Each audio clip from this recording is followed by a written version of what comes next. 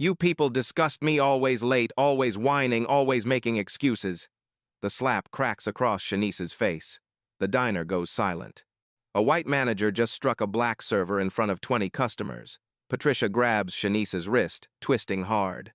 Tip jar had $70. Now it's 40. Where's my money? I didn't take. Liar. Patricia shoves her into the counter. One call and your girls go to foster care today. Shanice's 6-year-old watches her mama start crying. Please, my babies. Patricia leans close. Close at midnight tonight. Open at 4 tomorrow morning. Move before I call the cops. Shanice stumbles to the kitchen, wiping tears. Nobody helps. The black man in the corner booth, the one Patricia walked past 3 times without looking quietly, adjusts his phone. He's been recording for 15 minutes. Every slap, every threat, every single word. And what he does in the next 60 seconds will destroy everything Patricia thinks she controls. Some people make fatal mistakes. They forget to notice who's watching. 2 days before Harrison Turner watched his manager slap an employee, he was in a Frankfurt hotel room at 2 a.m., staring at his phone. The screen showed his daughter Zara holding a blue ribbon at her science fair. Timestamp, 3 hours ago, Detroit time. He'd missed it. Again. Harrison swiped to another photo. 9 years old. New Dawn Diner's grand opening. His mother beside him in her Sunday dress, smiling so wide her whole face glowed. 3 months after that photo was taken, she was dead. Heart attack, while serving breakfast at a homeless shelter on a freezing January morning. The doctors said she'd been having chest pains for weeks but kept working. Too busy feeding people who had nothing. She was 61 years old. Harrison remembered her last words in that hospital room, her hand gripping his so tight it hurt. Baby, when you feed people, you feed them with dignity. You promise me that. He'd built New Dawn on that promise. Detroit, the city that raised him, the city that collapsed in 2008 and never fully recovered. Harrison watched his neighbors lose jobs, lose houses, lose hope. I watched good people become invisible overnight because one mistake, one bad break, one felony conviction meant nobody would hire them anymore. New Dawn became his answer to a question nobody was asking. He hired the people nobody else wanted. Former inmates fresh off parole, single mothers with resume gaps and childcare struggles, people rebuilding their lives from absolute zero, one shift at a time. The local news loved it. Then the business journals noticed.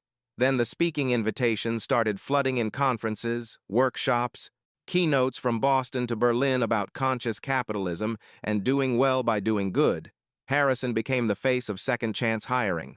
The entrepreneur who proved you could build a profitable business while actually changing lives. But success demanded a price he hadn't anticipated. More speeches meant more time away from Detroit, away from Zara, away from the diner, away from the people he'd promised to protect.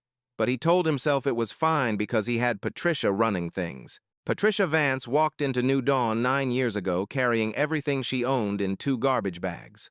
Homeless for 8 months after a felony check fraud conviction killed every job application she submitted. Harrison hired her to wash dishes. She showed up early every shift, stayed late to help close, learned the business from the ground up, prep work, inventory, customer service, bookkeeping. 2 years later, he promoted her to shift supervisor. She cried in his office, "Nobody ever believed in me before. I won't let you down. I promise." 2 years after that, he made her operations manager. She'd earned it, ran efficient shifts, managed costs ruthlessly. When Harrison started traveling for speaking engagements, Patricia stepped up without being asked. His phone lit up with her latest email. Subject: all green. Stay longer. Everything's running smoothly. Revenue steady. Costs controlled. Team's great. Take another week in Europe if you want. We've got this. So why was Harrison's stomach twisting into knots? His phone buzzed. Unknown number. Check your people. The 5th text like this in 2 weeks. Always different blocked numbers. Always the same 3-word message. He tried calling back. Number disconnected. Another email from Marcus, his accountant, was sent 4 days ago with a red flag. Urgent. Labor costs up 18% in 6 months, but revenue's flat. Either someone's stealing or payroll's broken. Look at this now. Harrison had meant to follow up. But then Berlin happened. Amsterdam. Frankfurt and 400 business leaders giving him a standing ovation. Meanwhile, back in Detroit, what was actually happening? He pulled up employee retention data. 6 months ago, 12% annual turnover, industry standard. Now, 41%. 4 out of every 10 employees had left in half a year. Patricia's explanation in her weekly reports: normal churn, personal reasons, better opportunities. 41% wasn't normal. It was hemorrhaging. Another text arrived. Check your people, before it's too late. Someone was desperately trying to tell him something. Someone too terrified to use their real name. Harrison made a decision, opened his laptop, booked a red-eye flight to Detroit. He wouldn't tell Patricia, wouldn't warn anyone. He'd show up and see what happened when nobody knew he was watching. He pulled a card from his wallet, faded yellow. His mother's handwriting, her French toast recipe. At the bottom, feed people with dignity. If someone was destroying that promise, he needed to see it himself. He texted Patricia, conference extended 3 weeks, London next, are you good? 10 seconds later, always boss, don't worry about anything. Harrison stared at those words. For the first time in 4 years, they didn't reassure him. They terrified him. Harrison's flight landed in Detroit at 6:42 a.m. He didn't go home, didn't stop at his daughter's place. Drove straight to a budget inn 3 blocks from the diner and checked in under a fake name. Room 217. Bare walls, thin carpet, a window overlooking the parking lot. He spread papers across the bed. Bank statements, payroll records, employee files his accountant had sent overnight. The numbers told a story if you knew how to read them. Average weekly payroll 6 months ago, $8,200. Current average, $9,680. That's $1,480 more every single week. Over 6 months, that's an extra $38,480 in labor costs. But revenue hadn't grown. Customer counts stayed flat. Menu prices unchanged. So where was that money going? Harrison cross-referenced the payroll reports Patricia submitted with the scheduling boards she emailed him weekly. Every employee showed exactly 40 hours, no overtime, clean records, too clean. He remembered Daniel Baker, the kid he'd hired 2 years ago fresh off parole. Talented line cook who used to work 55, 60-hour weeks because he loved the work. He'd told Harrison his dream was culinary school. Why would Daniel suddenly cap himself at 40? Harrison pulled up the digital schedule Patricia had sent last week. Daniel Baker, Monday through Friday, 8-hour shifts, exactly 40 hours total. But then, his phone buzzed. Unknown number, a photo attachment. Harrison opened it. The physical scheduling board inside New Dawn's kitchen. Not the digital version Patricia sent him, the real one. He zoomed in. Daniel Baker, Monday 10 p.m., Tuesday 10 p.m., Wednesday 10 p.m., Thursday 10 p.m., Friday 6 p.m., Saturday 10 p.m. 56 hours, not 40. Shanitz Brooks, Monday close 11 p.m., Tuesday open 5 a.m., Wednesday close 11 p.m., Thursday open 5 a.m., Friday close 11 p.m., Saturday 12 p.m. 8 p.m., Sunday 12 p.m. 8 p.m. Close open, close open, close open. Barely 6 hours between shifts for sleep. Harrison's hands started shaking. Someone was working them to exhaustion and only paying them for 40 hours. Someone was stealing their wages, stealing their sleep, stealing their lives. He typed a response. Who are you? 3 dots appeared, disappeared, appeared again. Someone who believes in second chances. For real. Come to the diner tomorrow morning, 7 a.m., corner booth. Order toast. Watch the office door. You'll see everything. Tell me your name. Not yet. But she threatened to call immigration on my sister. Said you'd believe her over me. I was scared, but somebody has to stop her. She, Patricia. Harrison's chest felt like it was caving in. The woman he'd saved from homelessness. The woman he'd trusted with everything. The woman he'd believed in when nobody else would. She was destroying people. Why didn't you tell me sooner? The response took a full minute. She knows everything about everyone. She knows my sister's undocumented. She showed me the ICE tip line on her phone, just pulled it up in front of me and smiled. 1 call and Rosa's deported. What was I supposed to do? Harrison stared at the message until his eyes burned. What's your name? but the number was already disconnected. He looked at the clock. 11:49 p.m. In 7 hours and 13 minutes, he'd walk into his own diner as a stranger. Harrison pulled items from his bag, a faded Detroit Tigers baseball cap, his oldest jacket with a coffee stain on the sleeve. Prescription sunglasses he never wore. He'd walk in, sit in that corner booth, order toast, and he'd finally see what happened when he wasn't watching.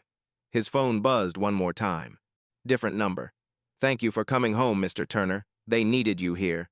Harrison typed back. "Who is this?" No response. He set his alarm for 6 a.m. Sleep came in shallow waves. Every time he closed his eyes, he saw his mother's face in that hospital bed. I heard her voice. "Feed people with dignity, baby. Promise me." He'd made a promise. Tomorrow morning, he'd find out if he'd kept it, or if he'd been funding a nightmare while he collected standing ovations 6,000 miles away. Harrison touched the recipe card on the nightstand. His mother's handwriting blurred through tears. He didn't know he was crying.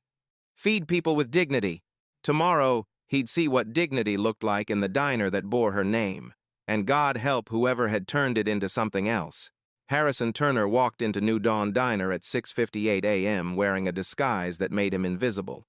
The baseball cap pulled low over his eyes, faded jacket with a coffee stain on the sleeve, sunglasses even though the sun hadn't fully risen, just another tired customer grabbing breakfast before work. The bell above the door chimed. That sound used to mean home. Now it meant something else entirely. The diner was half full, construction workers at the big table near the window, a couple of nurses still in scrubs from the night shift. Early commuters hunched over coffee and phones. Nobody looked up when Harrison entered.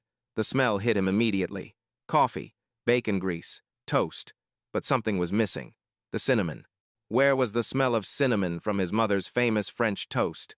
Harrison slid into the corner booth. The vinyl squeaked under his weight. From here, he had a clear line of sight to the kitchen, the counter, and Patricia's office door. A server approached. Shanice Brooks.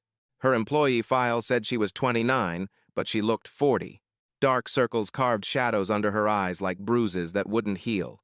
Her hands gripped the order pad so tight her knuckles went white. "Morning," she said. Her voice was flat. Professional autopilot. "Coffee? Please. And wheat toast. Butter on the side." She wrote it down. Her hand trembled, just slightly. The pen tip stuttered across the paper. "Coming right up." Harrison watched her walk to the coffee station, watched her pour with hands that shook just enough to slosh liquid over the rim of the cup. She wiped the saucer quickly, efficiently, the muscle memory of someone who'd cleaned up small mistakes 1,000 times. She brought his coffee, set it down carefully. "Toast'll be right out." "Thank you." She almost smiled. Didn't quite make it. Just a brief softening around her mouth before the professional mask locked back into place. From the kitchen, the ticket printer buzzed. Orders backing up. Harrison checked his watch. 7:03 a.m. The morning rush is starting to build. Then Patricia emerged from her office. She looked sharp, professional. Navy blazer over a white blouse, hair pulled back tight, clipboard in hand. She scanned the dining room with eyes that missed nothing. Her gaze passed over Harrison without pausing. He was nobody, just another customer. Patricia walked to the counter where Shanice was refilling a coffee pot. "Shanice, front, now." Shanice's shoulders tensed. She set down the pot and hurried over, wiping her hands on her apron.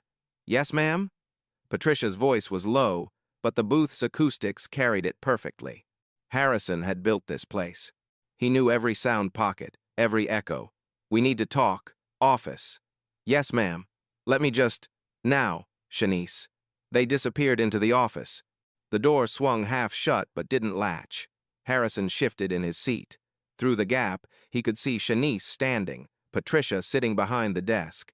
The power dynamic was crystal clear. Patricia's voice drifted out. "Pleasant, controlled, poisonous. You're closing tonight at 11 and opening tomorrow at 4 a.m. 5 hours between shifts. And Shanice? Your daughter's school called here again. Something about lunch money. They said you haven't paid in 3 weeks." Shanice's response was too quiet to hear, but Harrison saw her body language, saw her fold inward like she was trying to disappear. Patricia continued, her voice sweet as antifreeze. Maybe if you managed your time better, you wouldn't have these problems. She leaned forward. I'm docking today's pay by 2 hours for yesterday's tardiness. And if I hear one more complaint from that school, we'll discuss whether this job fits someone with your situation. Harrison's coffee mug stopped halfway to his mouth. Through the gap, he saw Shanice's face. The exact moment her spirit broke, her voice came out barely louder than breath. Yes, ma'am. 2 words, so quiet most people would miss them. But Harrison heard them clearly. Those 2 words, that whisper of complete defeat, stopped his blood cold. That was the sound of his mother's promise being shattered, dignity being destroyed. Someone who'd said, yes, ma'am, so many times it became an automatic surrender. Patricia stood, patted Shanice's shoulder. I know it's hard, but Mr. Turner built this place for people willing to work hard. You do appreciate your second chance, don't you? Yes, ma'am. Good. Get back to work. Shanice walked out, eyes red but dry. She'd learned not to cry where Patricia could see. Harrison's hands clenched around the mug. This was the whisper. This was what happened when he wasn't watching. And he'd been gone for 18 months. Harrison's toast arrived 5 minutes later. Daniel Baker brought it. Early 20s, lean and muscular, with tattoos running up both forearms and burn scars on his hands from years of kitchen work. Harrison recognized him from the hiring photo 2 years ago. Wheat toast, butter on the side. Daniel set down the plate. Anything else I can get you? This looks great. Hey, you make the French toast here? Daniel's face flickered. Pride mixed with something else. Resignation, maybe. Yeah, when we got the ingredients for it. The kitchen's been running pretty lean lately. I heard this place used to be famous for French toast. The owner's mother had some special recipe? Daniel glanced toward Patricia's office, lowered his voice. We don't use that recipe anymore. The manager changed suppliers about 6 months ago. Cheaper bread, margarine instead of butter, no cinnamon. He shrugged. Saves money, she says. Not my call. Harrison felt something crack inside his chest. His mother's recipe. The one single thing he'd asked Patricia to protect. Changed. For profit margins. Thanks, Harrison managed. Daniel nodded and headed back to the kitchen. Harrison bit into the toast. Dry. Flavorless. Wrong. He pulled the small recipe card from his jacket pocket. Looked at it under the table. His mother's cursive handwriting. Thick-cut challah bread, real butter, cinnamon, vanilla extract, pinch of nutmeg. Feed people with dignity. This toast had no dignity. Just cost-cutting dressed up as breakfast. At the counter, Patricia was counting the tip jar. Harrison watched her count bills, write a number in a small notebook, then pocket 3 20s before writing a different number in the official logbook. $60. Just gone. A customer at table 4 left a $5 bill under their plate and walked out. Shanice cleared the table, saw the tip, pocketed it as she headed to the kitchen. Patricia materialized beside her. Did table 4 leave anything? Shanice's face went carefully blank. $5, ma'am. Tip pool, Shanice. You know the rules. Shanice pulled the crumpled bill from her apron and handed it over. Patricia smiled. See? Teamwork. She walked away. Harrison watched her add that 5 to the pile she'd skimmed, stealing from people who made $2.35 an hour before tips. The door opened. Daniel walked in, saw Patricia, and his whole body went rigid. Patricia smiled. Daniel, come here, please. The line cook emerged from the kitchen, wiping his hands on a towel. Yes, ma'am? Your paycheck last week? You wanted to discuss it? Daniel glanced around. 20 people watching. Could we maybe talk in the office? No need. You worked 40 hours. You got paid for 40 hours. Is there a problem? Daniel's jaw clenched. The schedule showed me at 52 hours, ma'am. I thought maybe there was a mistake in payroll. Patricia's eyebrows rose. The time clock showed 40 hours, Daniel. Are you saying the time clock is wrong?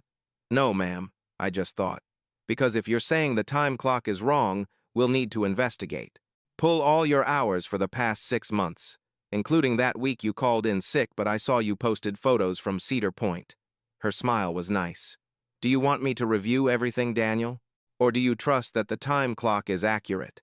Daniel's face went pale. The time clock is accurate, ma'am. Good. And Daniel? Your parole officer called yesterday. Told him you were doing great here, reliable, trustworthy. She paused. I'd hate to have to change that assessment. Daniel's hands curled into fists. He forced them open. Yes, ma'am. Thank you, ma'am. Back to work. Daniel retreated to the kitchen. Harrison's vision blurred. Patricia wasn't just stealing wages. She was building a prison, using people's pasts, their parole officers, their criminal records as bars and chains. The door chimed. A little girl walked in, 6 years old, worn backpack hanging off thin shoulders, pink jacket with a missing button. She spotted Shanice. Mommy! Shanice spun. Her face went from exhausted to terrified. Amara? Baby, what are you doing here? You forgot to leave lunch money. Mrs. Patterson said I should come find you before school. Patricia appeared. Shanice? Is this your daughter? Yes, ma'am. I'm so sorry. Your child is in the restaurant, during business hours, during the breakfast rush. This is a workplace, Shanice, not a daycare. I know, ma'am. I just forgot money this morning. You're always running late. And now your personal life is interfering with your professional responsibilities. Shanice knelt down fast, fumbled with her apron pocket, pulled out her wallet. Harrison watched her count what was inside. $6. That was it. She pulled out all 6 and pressed them into her daughter's hands. Here, baby. Get lunch today and tomorrow. Mommy will bring more on Friday, okay? But Mommy, what about your lunch? I'm fine, sweetheart. I'll eat here. A lie. Go to school now. Be good. I love you. Amara hugged her mother's neck. Shanice held her for exactly 3 seconds. Then she gently pushed her away. Go on now. You'll be late. Amara left. Shanice stood, stared at the empty wallet in her hands. Patricia leaned in close, whispered, Get it together, Shanice, or I'll document this as another incident of instability. And we both know your caseworker is watching. Yes, ma'am. Harrison watched Shanice walk to the bathroom. His phone buzzed. Text from unknown number. Mr. Turner? Table 12. I know it's you. We need to talk. A woman at table 12 was staring at him. Dark hair, early 30s, wearing a New Dawn apron. Monica Rodriguez. She stood. I walked toward the back hallway, glanced over her shoulder. Harrison left cash on the table and followed. The back hallway was narrow, smelled like bleach and old grease. Monica stood by the emergency exit. You're him, she said quietly. You're Harrison Turner. Not a question. How did you know? I've seen your picture in the office. And you've been sitting in that booth for 45 minutes watching everything? You're the one who's been getting the texts, aren't you? Harrison nodded. That was you? Monica's eyes filled with tears. I'm sorry I didn't use my name. I'm sorry I waited so long. But she threatened me. She threatened my sister. Tell me. My sister Rosa lives with me. She's undocumented. Patricia found out 6 months ago. She pulled up the ICE tip line on her phone. Right in front of me. Just showed it to me and smiled. Said one call and Rosa would be deported within 48 hours. How long has Patricia been doing this to you? 14 months. Since you started traveling more. At first it was small. An hour here, an hour there. But it got worse. Monica pulled out her phone, showed Harrison a screenshot. She sells our information to payday loan companies. $50 per name. I got 12 calls last week from places I never contacted. Harrison stared at the image. A spreadsheet. Employee names. Phone numbers. Addresses. A column labeled referral fee. $50. It's not just me, Monica said. It's everyone. Shanice, Daniel, all of us. She knows everything about everybody. And she uses it. Every single day. Why didn't anyone tell me? Because you were never here. 2 employees tried calling you 6 months ago. Patricia found out. One got fired the next day for stealing. The other had hours cut from 40 to 12. Both quit within a week. How many hours did you work last week? 54. How many did you get paid for? 40. And Shanice? 68 hours, paid for 40. Close open shifts for 3 weeks straight. 5 hours of sleep between shifts. Monica's voice broke. I found her crying in the walk-in freezer last week. Harrison's hands started shaking. I need to see Patricia's office. Monica pulled a key from her pocket. I made a copy of her desk key 6 months ago. Been too scared to use it. She pressed it into his palm. Bottom drawer. 2 sets of time cards. Ledger with everything. When? Tonight. After close. I'll let you in through the back. She'll know. I don't care anymore. Somebody has to stop her. And you're the only person who can. Shanice emerged from the bathroom, saw them talking. Her eyes went wide. Monica grabbed Harrison's arm. Go, now, before Patricia sees. Harrison walked back through the dining room, put on his sunglasses, pulled his cap lower. Patricia was at the register. She didn't even glance his way. He pushed through the door. Outside, the morning sun felt too bright. The street is too normal. Harrison sat in his car for 10 minutes, hands gripping the steering wheel. Mother's recipe card on the dashboard. Feed people with dignity. He'd made a promise, and he'd broken it by being absent. But tonight, he was getting proof. Tonight, he was getting evidence. And tomorrow morning, Patricia Vance was going to learn what happened when you turned someone's legacy into a nightmare. 18 hours until Monica let him into that office. 18 hours until he saw exactly how deep this went. And then Patricia would answer for every stolen dollar, every broken spirit, every whispered, "Yes, ma'am." Every single one. The diner closed at 11 p.m. Harrison waited in his car 3 blocks away until his phone buzzed at 11:43 p.m. Monica's text. Back door. Now. He drove around to the alley behind New Dawn. The streetlight above the dumpster had burned out months ago. Monica stood in the shadows by the emergency exit, the door propped open with a brick. She left 10 minutes ago, Monica whispered. We got maybe 30 minutes before the overnight cleaning crew shows up. Harrison followed her inside. The kitchen was dark except for the red glow of emergency exit signs. The smell of grease and old coffee hung in the air. Monica led him to Patricia's office. The door was locked. She pulled out the copied key. Bottom drawer of the desk, she said. That's where she keeps everything. The key turned. The lock clicked. Harrison sat down at the desk. Pull open the bottom drawer. 2 stacks of time cards, one labeled payroll, one labeled actual. He grabbed both stacks, set them side by side. Shanice Brooks, payroll, 40 hours, actual, 68 hours, 28 hours stolen. Monica Rodriguez, payroll, 40 hours, actual, 54 hours, 14 hours stolen. Daniel Baker, payroll, 40 hours, actual, 52 hours, 12 hours stolen, card after card, every single employee, 2 sets. The difference, 20 to 30 hours per person per week, just vanished into Patricia's pocket. Harrison pulled out his phone, started photographing everything. There's more, Monica said quietly. She reached into the drawer and pulled out a black composition notebook. Harrison opened it. Patricia's handwriting. Every page is a record. Every theft is documented. Week of March 3 to 9. Shanice Brooks, 68 hours worked, 40 paid. Profit, $420. Leverage, bench warrant, parking tickets, caseworker monitoring custody. Monica Rodriguez, 54 hours worked, 40 paid. Profit, $294. Leverage, Sister Rosa, undocumented. Daniel Baker, 52 hours worked, 40 paid. Profit, $240. Leverage, parole officer. He flipped through the pages. 18 months of entries, week after week. 14 employees. Average theft is about $300 per week. 18 months. Over $300,000 stolen. But it wasn't just money. She'd created a system of terror. Used people's deepest fears, deportation, arrest, losing their children as insurance against exposure. Monica reached into the drawer again, pulled out a folder labeled CYA, cover your ass. Inside, forged documents, employee signatures on forms they'd never signed, fake complaints backdated to create paper trails. At the bottom of the folder, a document that made Harrison's blood run cold. A draft complaint, sexual harassment allegation against Harrison Turner, dated 2 weeks ago. Forged signature at the bottom, Shanice Brooks. Patricia had been planning to destroy him. If he ever found out what she was doing, she had this ready. Harrison photographed everything, every page, every document, every time card.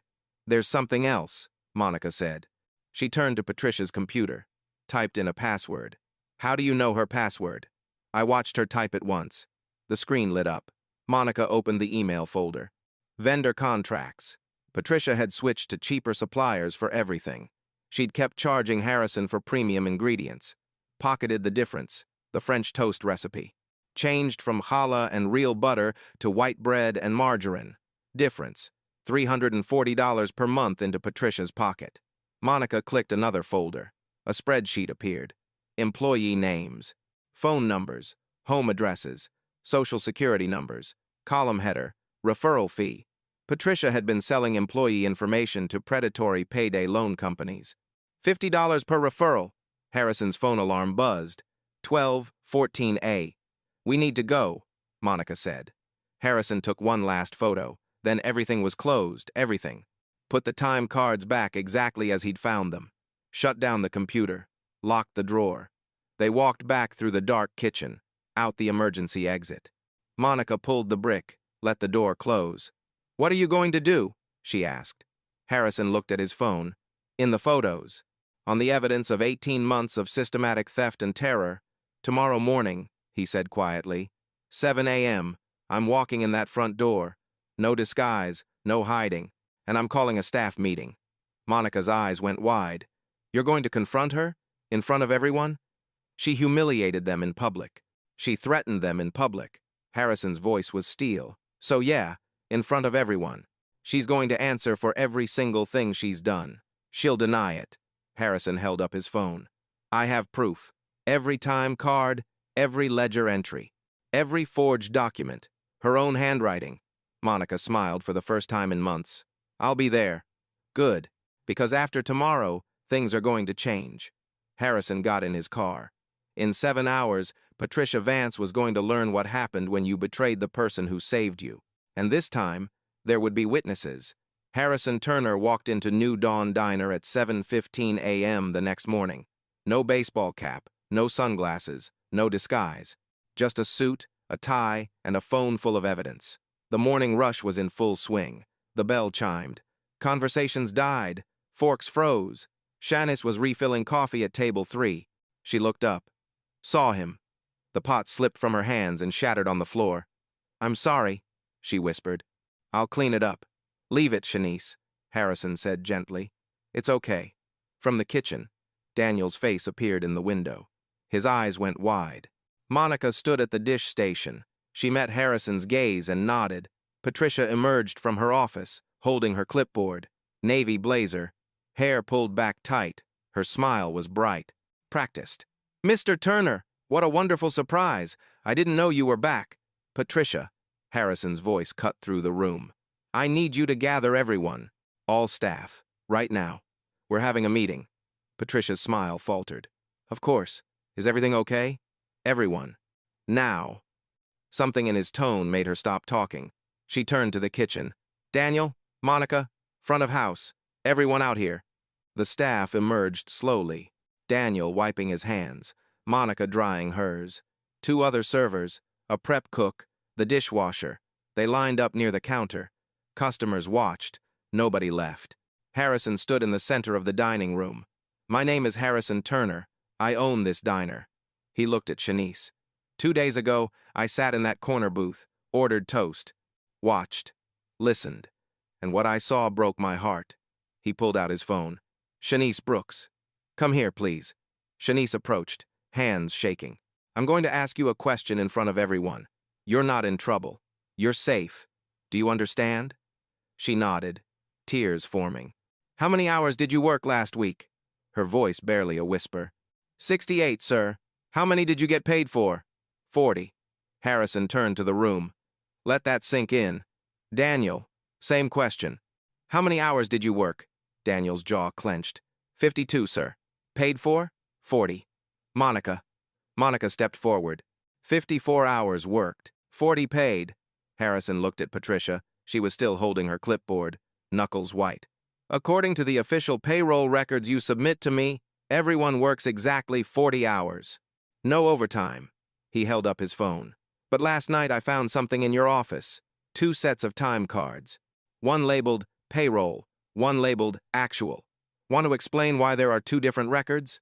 Patricia's mouth opened, closed. "Mr. Turner, I can explain.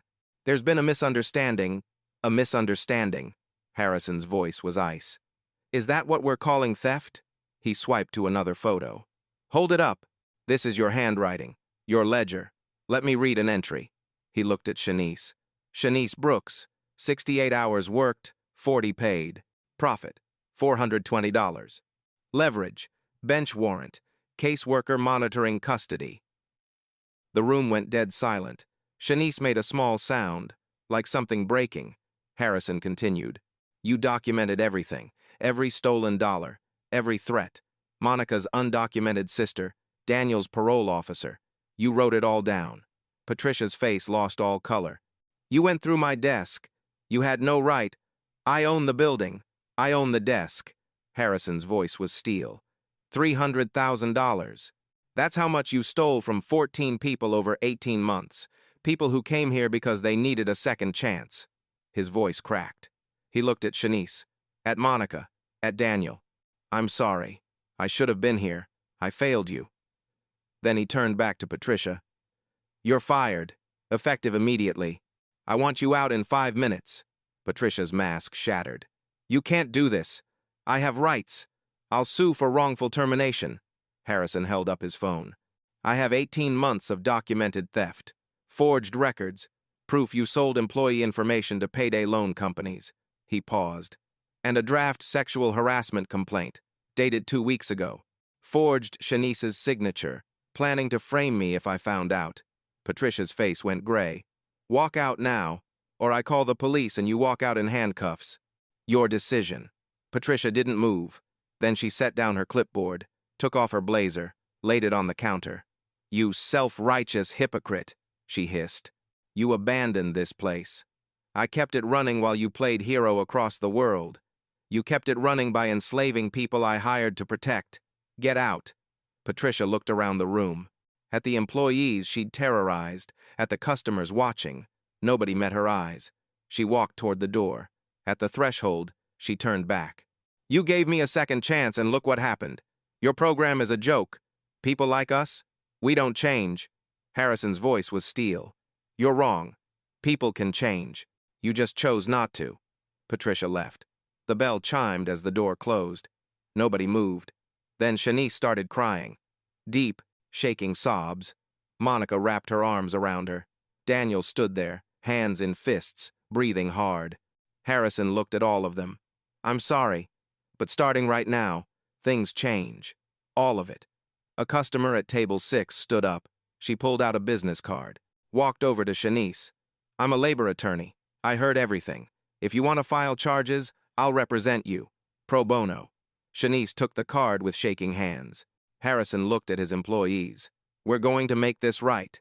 Every stolen dollar, every hour, everything. I promise you that. Monica stepped forward. What happens now? Harrison took a breath. Now, we rebuilt. Together, the right way. 3 hours later, Harrison sat in his office with Shanice, Monica, and Daniel. The diner was still open. Customers are still eating. But everything felt different now. Lighter. Harrison had a notebook open, a pen in his hand. And a promise to keep. First things first, he said. The money. Every dollar Patricia stole gets paid back. With interest. He slid 3 envelopes across the desk. Shanice opened hers, stared at the check inside. $6,340. Her hands started shaking. This is, I can pay rent, catch up on everything. My kids. She broke down crying. But this time, the tears were different. Monica opened hers. $4,820. She pressed it against her chest. Daniel opened his. $3,960. He just stared at it. That's every hour Patricia stole from you over 18 months, Harrison said, plus 15% interest. It doesn't fix what she did, but it's a start. How did you calculate it so fast? Daniel asked. I didn't sleep, went through every time card, did the math, called my accountant at 5 a.m. Harrison leaned back. Everyone who worked here during Patricia's time gets a check. 14 people, $98,900. What about the rest? Monica asked. You said over 300,000. Tips, vendor kickbacks, payday loan referrals. Harrison's jaw tightened. Harder to trace. But I'm hiring a forensic accountant. Whatever we recover goes back to you. Shanice wiped her eyes. Why are you doing this? Because it's right, and because I should have been here. He opened his notebook. Paying you back isn't enough. We need to make sure this never happens again, which means we change how this place runs. He looked at them. I'm restructuring New Dawn as a worker cooperative. Anyone here longer than a year becomes part owner. You'll own equity, share in profits, have real power. They stared at him. We'd own part of this? Shanice asked. You built this place while I was gone, now you'll benefit. Harrison pulled out a document. I keep 51%. You and other employees split 49% by tenure and hours. Every quarter, 40% of profits are split among employee owners. Daniel leaned forward. What if we make bad decisions? Then we'll screw up together and fix it together. Harrison flipped pages. Second, Employee Council. 5 elected members. Veto power over major decisions. Hiring, firing managers, policy changes, vendor contracts. I can't fire anyone without council approval. Council can override me with majority vote. You're giving us power to vote against you? Monica asked. I'm giving you power to protect yourselves. He made a note. Third, transparent systems. Everything is digital. Cloud-based time tracking everyone can access. Scheduling posted 2 weeks ahead. No more manual cards Patricia can manipulate. Payroll auto-calculates overtime. No overrides without council approval. Shanice was taking notes now. Fourth, I'm not traveling anymore. No speaking tours, no conferences. I'm here. 30 hours minimum per week on the floor. What about business management? Daniel asked. I'm hiring a COO for the business side, but you'll help with the interview. Council has to approve whoever I hire. Harrison met their eyes. I'm done being absent. He turned pages. Fifth, the Second Chance program. We're keeping it, but rewriting it with your input. Anonymous complaint hotline, third party. Mandatory management training. Trauma-informed supervision. And a rule, Monica said. Make it illegal to use someone's past against them. What Patricia did, threatening immigration status, parole officers, caseworkers, automatic termination. Harrison wrote it down. Vulnerability shield policy. Using an employee's legal status, criminal record, or personal situation as leverage means immediate termination. What else? They spent 2 hours building it. Peer mentorship. Shanice volunteered to mentor the next single mom hired. Fair scheduling. No close open shifts without consent and premium pay. Profit-sharing transparency. Everyone sees numbers. When done, Harrison looked at the list. One more thing. The recipe. He pulled out his mother's recipe card. Patricia changed my mother's French toast recipe to save money. Cheaper bread. Margarine instead of butter. No cinnamon. His voice was thick. We're going back to the original. Don't care if it costs more. We'll raise the price. But we're not compromising. He laid the card on the desk. My mama said, feed people with dignity. That's not just words. That's how we cook, how we treat employees, how we run this place. Shanice reached out and touched the card gently. We'll honor it, she said. I promise. Harrison nodded. Couldn't speak for a moment. Okay. He cleared his throat. Employee council elections happen next week. I'm nominating you 3, but everyone votes. Monica smiled. What if we don't get elected? Then I'll trust whoever does. They stood up, started to leave. At the door, Shanice turned back. Mr. Turner, thank you for coming back, for seeing us. Harrison shook his head. Don't thank me yet. Thank me when this works. When you feel safe. When you can feed your kids without choosing between rent and food. I already feel different, she said quietly. For the first time in 18 months, I'm not scared.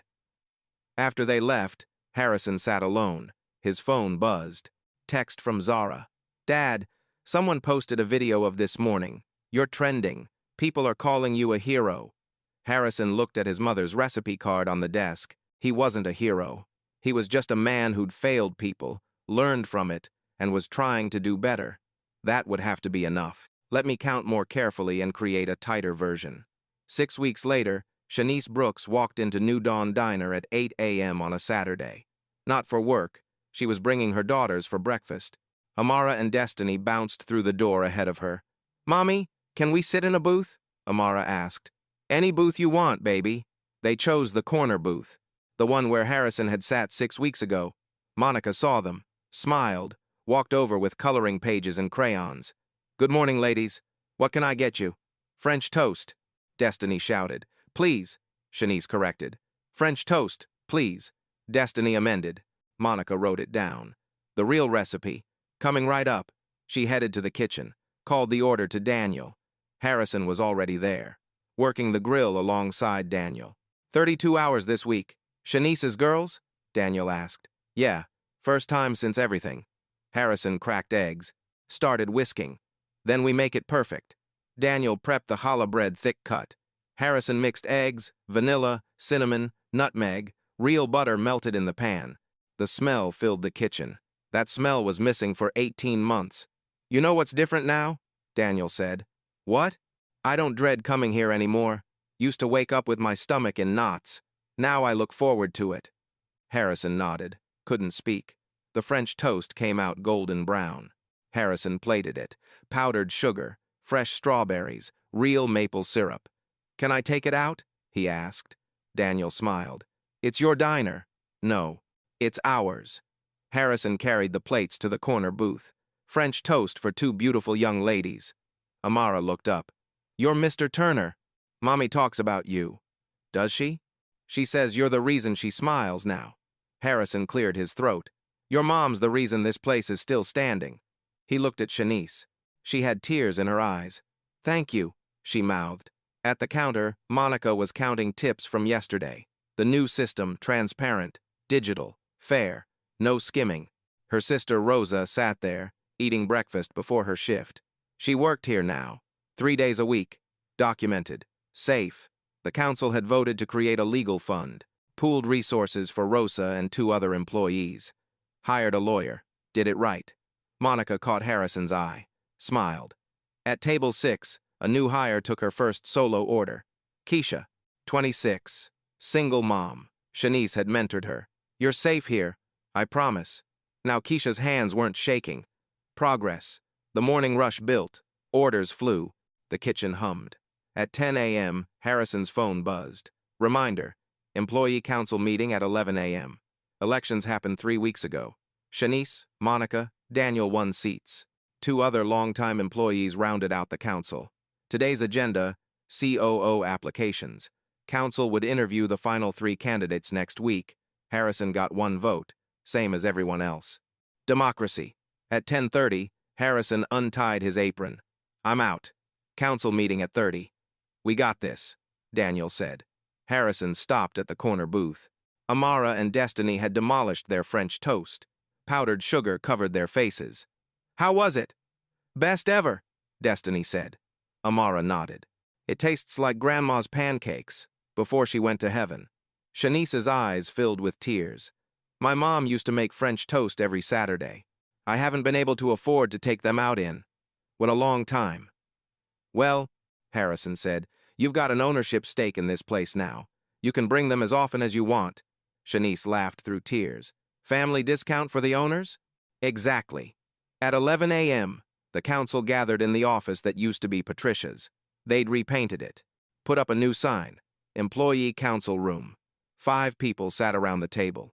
Okay, Shanice said, opening her notebook. She was council chair. First order, COO applications. 3 finalists. Harrison, you want to present? Harrison presented. The council asked questions, debated, voted. Harrison's first choice? Voted down. 4-2. The council's choice? Someone Harrison had ranked 3rd. All in favor? Shanice asked. 5 hands went up, including Harrison's. Motion carries. We'll schedule interviews next week. After the meeting, Harrison walked back to the kitchen. Through the window, he could see Shanice and her daughters leaving. Amara skipped. Destiny held her mother's hand. Shanice was smiling. Harrison looked at his mother's recipe card. Framed now. Hanging on the wall by the grill. Feed people with dignity. Finally, after 18 months of failure, he was keeping that promise. Not alone. Together. The way it should have been from the start. 1 year later, Harrison Turner stood at the grill on a Tuesday morning, making French toast for the breakfast rush. Beside him, Daniel Baker, now executive chef and part owner, was training a new line cook. Thick challah, real butter, cinnamon. See how it smells? That's dignity. The new cook nodded, taking notes. At the counter, Shanice Brooks, now assistant general manager and council chair, was going over quarterly profit-sharing numbers with Monica Rodriguez, who'd just been promoted to floor manager. 40% of profits are split among employee owners, Shanice said. $1,800 per person this quarter. Monica smiled. Rosa's going to cry. She's been saving for citizenship fees. In the corner booth, a reporter from the Detroit Free Press was interviewing Harrison about worker cooperatives. So a year after exposing your manager's wage theft, the reporter said, what's changed? Harrison looked around the diner. Employee retention, 96%. Revenue, up 43%. Complaints, 0. Everything, Harrison said. We stopped treating employees like expenses and started treating them like partners. When people feel valued, they build something worth valuing. The reporter scribbled notes. And Patricia Vance? Facing charges. Wage theft, fraud, identity theft. Any regrets? Harrison thought about that. I regret not being here, not seeing it sooner. Not protecting people I promised to protect. He paused. But I'm grateful for the second chance to make it right. After the interview, Harrison walked through the dining room. I watched Shanice laugh with customers. I watched Daniel teach with patience. Watched Monica count tips fairly. His phone buzzed. Text from Zara.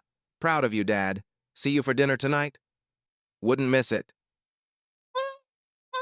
Harrison pulled out his mother's recipe card. Looked at her handwriting one more time. Feed people with dignity. He'd failed that promise once. He wouldn't fail it again. Shanice stayed silent for 18 months.